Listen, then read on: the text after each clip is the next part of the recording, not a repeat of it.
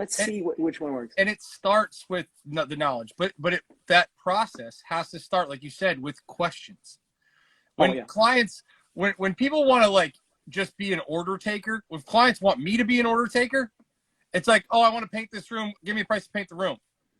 Hey, there are so many parameters that I need to find out before I just give you a price, right? Correct. What matters to you? What are the things? How are you going to be here for a while? How long should it last?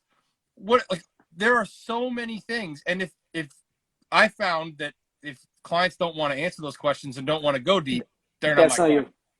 And I do the same thing. And it's actually one of my things, because we did a lot of cold call, either from the internet and something, and say, oh, I have a children's bathroom. And I always tell my gals, I say, there's never a bad client. Sometimes it's a tiny thing and leads to a huge job. Sometimes it's a huge, there's nothing. But what I do is I have a list of 15 questions.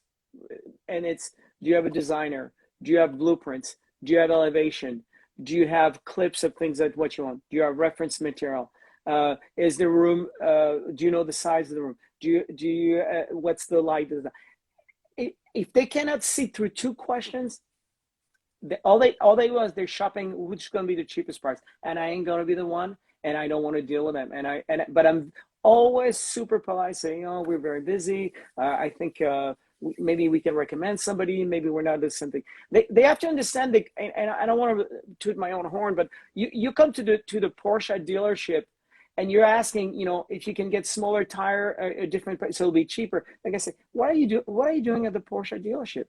Could you break down the costs of the exhaust system versus the paint job versus the tires for me? Yeah. Excuse me. To say, do you see this thing? There's a certain expectation. Now, obviously, when you look at a website, it should convey enough of that. You have grandiose jobs and the Getty Museum.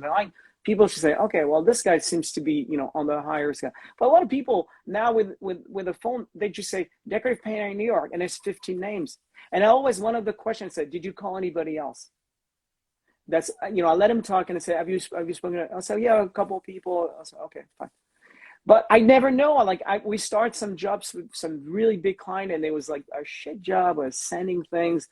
And then we ended up doing a living room, dining room, their house in their house in that, their house in London. It would, and I told my crew, I say, yeah, that's not a great job. That's not a fun job. But as an owner of business, I don't know what's next. I don't know what next month is going to be. And this could lead to a huge, big job. And sometimes it does, sometimes it doesn't. And so I'm never like, oh, you're not for me. I don't want to be dismissive and arrogant. I hate that. I hate, it's like the guy with the clipboard in front of a club.